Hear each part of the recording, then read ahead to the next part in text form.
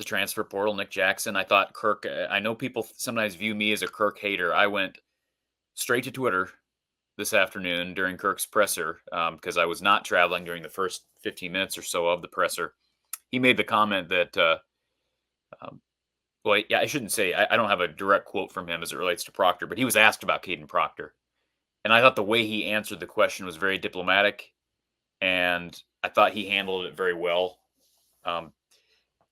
I don't know what happened there. I know there's reports, there's talk that Kaden Proctor went on spring break with some old friends from Alabama, and they kind of coerced him into coming back. And if that's the case, then you'd almost have to say, okay, do you really put any blame on Iowa? Probably not. If it's all money related, do you put any blame on Iowa? Not really, probably not. But I also always hesitant because you never know the full story on these things. But I think the bottom line is, Mark, and we were on the air last week at this time, and we were kind of speculating because it was a rumor, but it hadn't been confirmed. I think Kirk has handled this, from what I know on the outside looking in. Kirk has handled the situation very well. Because you could be, he's got reason to be pissed. There's reason to be frustrated. There's reason to be angry at the system. There's reason to be angry. Kaden Proctor is not a kid. He's an adult. All right. I hate when people call these college students kids. It's fair to say they're 18 to 22-year-olds, but they're not kids. And he's not a kid. And he's made 4 different decisions over the course of a year and a half. So that's a fair thing to be frustrated with. But I thought Kirk, if he was frustrated, I'm sure he was frustrated when it happened. But he basically said what I think we were all thinking. If a guy doesn't want to be here, let him go. And I ain't giving 2 thoughts to Kaden. I'm not part of that staff. I'm not part of that roster. But I can tell you from a media perspective, I have no interest in bringing up Kaden Proctor on any level for any reason, unless it's something specific. I'm tired of talking about him. I said that on my show here last week. I'm just tired of talking about it. I totally get the concept of a kid making a decision. He gets homesick, he comes home. But this flip-flop crap is just stupid. And that's my opinion. I'm going to always state my opinion. I know people in the Kaden Proctor circle that I have respect for, but from the outside looking in, it's a pretty immature looking decision. But the rules allow you to make those decisions right now. And like Kirk was asked, Dennis Dodd of CBS Sports was there at the press conference today, was asked specifically about pay for play and NIL and all these things are influencing the scene of college football. And Kirk, again, he's been consistent with his viewpoint. It's a flawed system with huge holes. He doesn't have the answer to it. I don't know who does have the answer to it. And until someone finds an answer, we're going to continue to see scenarios like this. Iowa's scenario happened to make big headlines because it's one of the more egregious ones we've seen. So just to capitalize and extend on something that you're talking about right there, because I'm fully on board with this, but I don't know that everyone comprehends it to this extent. When you say you're sick of it, sick of talking about it, let's understand that the recruiting process, especially with a 5-star that has that kind of notoriety, that must have started sometime in his sophomore season, that he became a big deal and the talk of the future of Iowa football. Just one of those guys that is put on a pedestal, and he has great talent and great ability. But there's a 2.5-year window there, basically, just to get to National Signing Day. And I don't have to take everyone through what happened after that, because we all know the storyline over the last year and a half. And so for the average fan, there is a drain on you're pulling your heartstrings once and thinking you're at the finish line, and this is not Florida, this is not Texas, where there's a lineup of 5 stars. This is a big deal for this player to have chosen Iowa and to be a 5-star within this state. And so he does it to the fan base one time. And then, of course, he does it again. But think about Kirk and the staff. It's not just their feelings and they're kind of hurt, offended, like the fan base is. The resources given to pursuing and communicating with and all the things involved, and then bringing him back. And basically, Kaden Proctor has not just failed to contribute anything to Iowa football because he didn't even step on the field for one practice. He is taken away from Iowa football, and a lot of attention and resources and money could have been directed in other ways. And regardless of his reason, even if it's not for money, here's my opinion, and you can agree with it if you want, Mark. You don't have to, but I think he has contributed to a bad reputation on student athletes. And it's one example, but like that story was a national headline, has been a national headline over the last week, and not in a positive light. There are national people who are literally drawing attention to Kaden Proctor's situation and saying, this is what's wrong with the current structure. So from that perspective, I did lose a lot of respect for him. I don't know the kid personally, but as a decision maker, I don't care. And guess what? Here's maybe some homerism coming out. He's an offensive tackle. Like Tyler Linderbaum was great at Iowa. All right. Was a first round draft pick, has been terrific for the Baltimore Ravens. He was one player, and that line sucked. All right. It sucked in 2021, Mark. So unless they build around Kaden, they're still gonna have to build around Kaden Proctor. You want to come in and all of a sudden they're running the ball up and down the field on Penn State. They got to figure out a way to develop a lot of guys. There's a lot of experience returning on that offensive line. So you can't guarantee it. Obviously, he would have helped, but again, wash your hands of it. They got Nick Brooks coming to town here very soon. He's another high 4-star, 360-pound tackle out of Cedar Rapids. It was at one time committed to Iowa, decommitted because he wanted to take other visits. He's still scheduled to visit Iowa, scheduled to visit Alabama.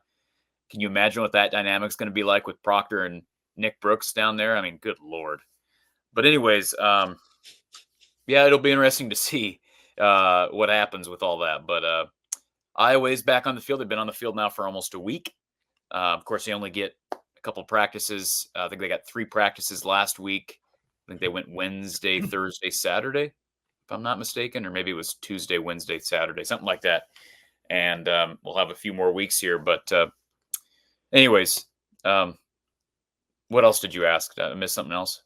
You did not miss anything, but I was going to make a statement that when you bring up pay for play, and I mean actual pay for play, the income is tied to the play. And it is to a certain extent. Let's not kid ourselves at this point, but I mean officially, I think that makes just about everyone who's listening to us right now cringe. However, this may turn out to be a positive from this aspect. You're a high school football player. You make your commitment. You make your decision. You sign on the dotted line, and you are signing at the minimum, 1-year contract. 2-year contract, 3-year contract. You're a professional of sorts. Now we're paying you. There's your contract. Well, what is a national letter of intent? What is But that? it obviously can be broken. It's tied to admission at the school. I know. I know. But that's what I'm saying. I truly believe and want, and this may seem a bit ridiculous in this day and age, but that commitment, if it goes in that direction that I just pointed out, to also be tied to school. This is not a professional league. It is of sorts, sure. And these players do generate this kind of income. But that contract also includes you're playing for a university team. Therefore, you have to show progress toward a degree by way of taking tests, doing homework, passing classes. Yeah. Well, I've always thought it was ridiculous. I mean, we talk about pay for play, scholarship. What's the difference between pay for play, the pay for play concept, and a scholarship? What's the difference? Ultimately, besides just amount of pay and there's not. There isn't. That's what I'm saying. Except for what I just brought up. An NFL player can't sign his contract and then say a week later, I don't want to play here. Yeah, I'm exactly. going to leave and go to the Pittsburgh Steelers. Correct. That's what this all. So we all want to attribute the issues right now with the structure to the modern day of NIL, but it goes a lot further than that and a lot deeper than that. And going into the development of the transfer portal, which, by the way, came before the inception of NIL. And guys could transfer before, but it was not the free-for-all that it is now. But I agree. Freedom of movement, Mark. Freedom of movement. Yeah, this is one of these things. It doesn't come up in life much for me in terms of how I view society and culture and what's good and what's not so good and what's corrupt. But this would be one instance where I believe what is good for the individual is not, or what could be good for the individual based on their own wisdom in making those kind of choices and decisions. But what is right is to give the individual freedom of choice and freedom of movement, but it's not good for the sport. And is it good for the individual ultimately? In some cases, I think it is, If but they I make think good choices. but I think we can both agree from what we just said earlier. These are not kids anymore. They are adults, and if they're going to be making tens, hundreds of thousands, even millions of dollars, then they should be treated like adults. The level of goodness for the individual is based on what they do with it. If I hand you $1 million, is that a good thing? Well, Yes. for you, it's a good thing. Yes, you're a good But person, if Mark. you go become a drug dealer with that $1 million, that's not a good thing. But if No. you go feed the poor, that's a great thing. So Yeah. it's just a tool. Just to follow up with Tom on that point about the offensive line situation, is there a player or two who was the most impacted by Kaden Proctor flipping again and thinking, "Oh, okay, hey, I've got an opportunity"? Who do you think that impacts the most? Boy, that's a great question. Just positionally, probably Mason Richmond, because he was probably going to move to the right tackle position. So now he's back to left tackle. Jennings Dunker probably impact a little bit because he's now back to right tackle. He may have been a guard with Kaden Proctor there. And boy, there was some salivating going on of, putting Jennings Dunker maybe on the same side with Kaden Proctor. And, we got an eclipse coming up on the 8th of April, and that might have been an eclipse with two guys that big on one side of the line, but it's not going to happen. So we can't fantasy book that anymore. You know what I'm real curious about though, is when Logan Jones comes back and he's going to be the center, what happens with Ellsbury? Because I thought Ellsbury played terrific football last month of the season, and is he going to be one of the starting guards? Can Bo Stevens stay healthy? Connor Colby's going to be one of the starting guards, but is it the other one going to be somebody like Tyler Ellsbury? I think there's maybe a chance that could happen. Nick DeYoung, the one guy that maybe we didn't bring up, but Yeah. he's probably impacted by the Kaden decision. He came back and has taken up a scholarship for an extra year. Much to the chagrin of some Hawkeye fans that he's kind of I don't know why he's turned into the bad boy, but I think that goes back to the 2021 Big Ten title game. But anyways, he's a guy who's probably going to be. I know Kirk has talked about his ability to move inside and out and the flexibility that they have with him, and and then I don't know as far as depth chart's concerned, Tom. Surprises like I just when I scurried through the depth chart before this show, I'm like, okay, Trevor Lauk's on the depth chart. Yep. Cade Piper's on the depth chart. We knew he made some headway last year. Jarrett Bowie's there. I mean, he played a little as he got healthy as the year went on. And then fullback, maybe a little bit surprised that Van Wetzinga is listed with Hayden Large as his backup. Maybe you have more insight into that. I guess that took me by a little bit of surprise. Yeah, a little bit, but I think a lot of that is just like listing what was there last year, and Eli Miller's going to be working in there in that group. We did ask Kirk if there was still going to be a fullback because there'd been some rumblings that maybe the fullback was going to disappear from the Iowa offense, but he said, "Oh no, it's still there. Still going to have it around." So, yeah. So I think that trio is probably going to work at the fullback position, and you wonder if they've still got to get down to the 85 scholarship thing in August, and I do kind of wonder if maybe a Nick DeYoung or a Kyler Fisher end up kind of not being on scholarship, if that makes sense, and perhaps the collectives pay for their tuition as a walk-on, which they can do. I found that out this spring or this winter that is something that's legal. Collectives can pay tuition for student athletes now. Tom, we better hope that.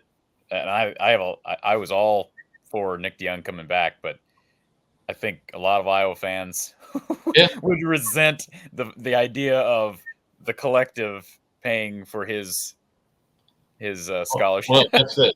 Well, it's one or the other. He's on scholarship and it's paid for by a scholarship, or it's paid for by the collective. Either way, he's got to get something taken care of, one way or the other, and they got to get under 85. So somebody's going to have to, and it might work itself out naturally through natural attrition. April's going to be interesting, guys. I think. The depth chart at quarterback still has Deacon Hill as the backup, and that's created a lot of if you have acid reflux like I do, it's a little indigestion. For Iowa fans, when you mention Deacon Hill, they start throwing up in their mouth a little bit, I think, sometimes. Pepto-Bismol. Yeah, get some Prilosec. But I do wonder if you're coming out of spring with no clarity at the number 2 quarterback position. I think it is fair to say they probably don't want to go into the fall with Deacon as the backup, unless he shows a lot of progress this spring, right? I'm not counting on that, but I'm just saying it's possible that he could. Tim Lester hits the magic button with him, and he's much better and looks like a really solid backup quarterback. If not, they're going to have to hit the portal. There's going to be quarterbacks in there this spring in the portal, and they're going to have to go out and find somebody. I would imagine that at some point, and you look at that Ohio State quarterback room, and there's like 5 or 6 4- and 5-star guys. Here's the thing we know about quarterbacks in college football, fellas. They're not going to sit forever. And somebody's going to hit the eject button and say, boy, I can go here and compete for a starting job. And I know I'm not going to get it at Ohio State. So you do that. Can I throw in a random idea, Tom? And I know this isn't going to happen, but this relates to some conversations Mark and I have had in the past.